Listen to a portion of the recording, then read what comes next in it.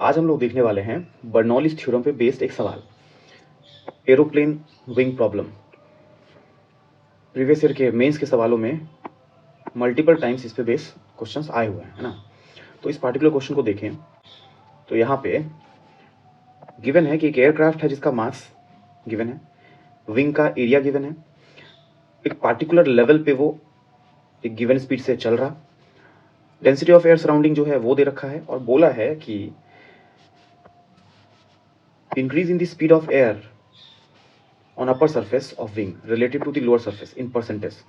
ये फाइंड करना है, मतलब कि जैसे ये प्लेन देख रहे हो, इसमें ये जो विंग देख रहे हो, विंग का क्रॉस सेक्शन देखिए तो लोअर सरफेस के पास से जो एयर का लेयर क्रॉस कर रहा एंड अपर सरफेस के पास से जो एयर का लेयर क्रॉस कर रहा, उसमें अपर सरफेस पे स्पीड ऑफ एयर है ज़्यादा एंड लोअर सरफेस पे स्पीड ऑफ एयर है कम, ऐसा क्वेश्चन बोल रहा है ना। कितना परसेंटेज आता है ये अपने को पूछा है।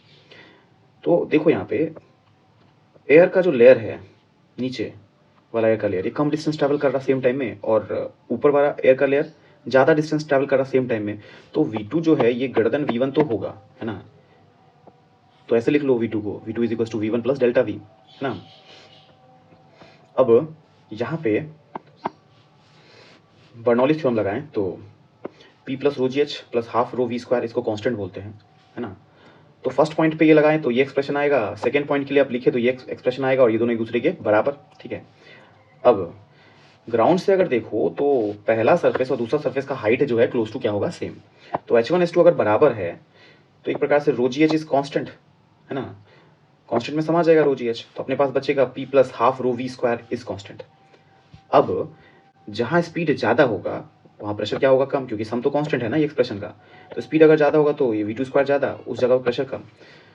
तो क्लियरली V2 ज़्यादा है V1 से, तो प्रेशर जो है P2 will be less than P1, है ना। Higher the speed lower the pressure, बोलो बात पक्की। तो ये है कहानी। अब क्योंकि H1 H2 बराबर है तो रो जी H1 रो जी H2 कैंसिल हो गया, अपने पास एक्सप्रेशन ये आ गया, है ना। अब इसमें P1 माइनस P2 फाइंड करो, जो कि आएगा इतने के बराबर, है ना। इसको एरिया से मल्टीप्लाई कर दो तो ये आ जाएगा लिफ्ट फोर्स। क्या मतलब लिफ्ट फोर्स? तो मतलब ये है कि ये जो विंग देख रहे हो तुम यहाँ पे, यहाँ जो विंग देख रहे हो, इसमें नीचे के सरफेस पे प्रेशर इंटू एरिया फोर्स ज़्यादा, और ऊपर के सरफेस पे pressure P2 into area force कम। तो इफेक्टिव फोर्स जो आएगा हवा की वजह से वो P1 minus P2 into area, इसको लिफ्ट फोर्स बोल रहे हैं। क्या बोल रहे हैं? Lift force. और हमारे सवाल में जो लिफ्ट फोर्स है, प्लेन का एक लेवल मेंटेन रह रहा है ना। तो लिफ्ट फोर्स जो है वो mg को क्या कर रहा है, बैलेंस, है ना। तो लिफ्ट फोर्स को mg के बराबर कर देंगे, है ना। तो यहाँ पे वही कर दिया ना, लिफ्ट फोर्स को mg के बराबर। अब इसमें V2 को लिख सकते हो V1 प्लस डेल्टा V, ठीक है। बाकी सब इधर की तरफ लेके आ गए, तो V2 को लिख दिए हैं हम लोग V1 प्लस डेल्टा V। अब इसमें से V1 को कॉमन, V1 स्क्वायर को क्या ले लिए, कॉमन ले लिए, तो यहाँ 1 और यहाँ पे देखो नीचे V1 आ जाएगा। फर्दर सॉल्व करो तो कुछ इस तरीके का एक्सप्रेशन आएगा, और बाइनोमियल अप्रोक्सीमेशन लगा के इस 2 को हम लोग यहाँ लेके आ सकते हैं, कंसिडरिंग कि डेल्टा V जो है बहुत कम होगा विद रिस्पेक्ट टू V1। तो delta V by V1 will be very very less than 1, है ना। तो बाइनोमियल अप्रोक्सीमेशन भी यही होता है, x plus 1 to the power of n will be 1 plus nx, अगर mod of x is very very less than 1। बिल्कुल ऐसे यहाँ पे ये बहुत छोटा 1 से, तो 2 यहाँ पे आ जाएगा बाय बाइनोमियल अप्रोक्सीमेशन। अब ये 1 1 कट गया, तो अपने पास एक्सप्रेशन जो बचा है, देखो ये जो बचा है कुछ ऐसा, और ये v को भी तुम इधर लेके आ गए, है ना। तो ऐसे कुछ। अब delta V by V1 into 100, यही तो फाइंड करना था, ये आ रहा कुछ इस तरीके से, है ना।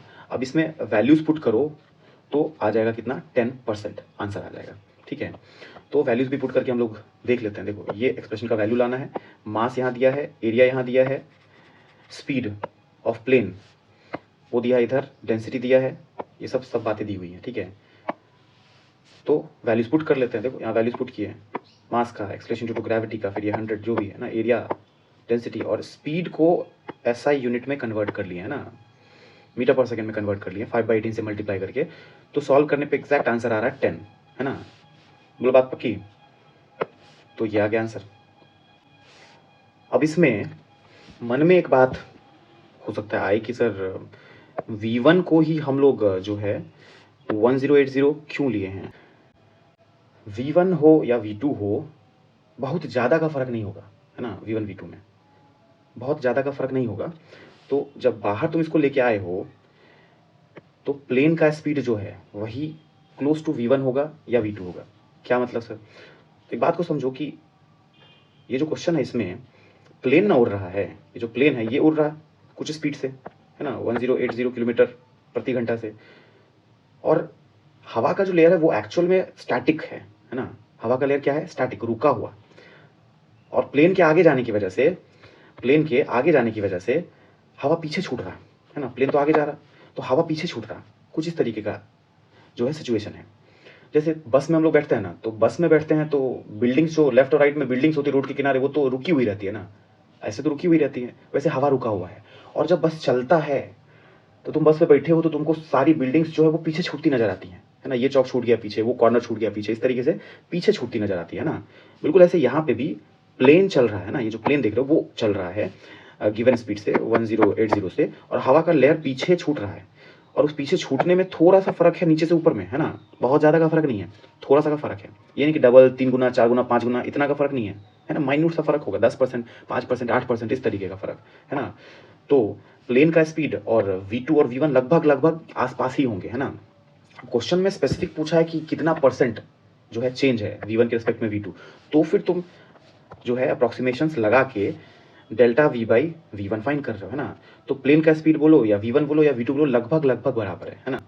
इसीलिए तुम V1 को प्लेन के स्पीड के बराबर ले लिए हो। बोलो बात पक्की?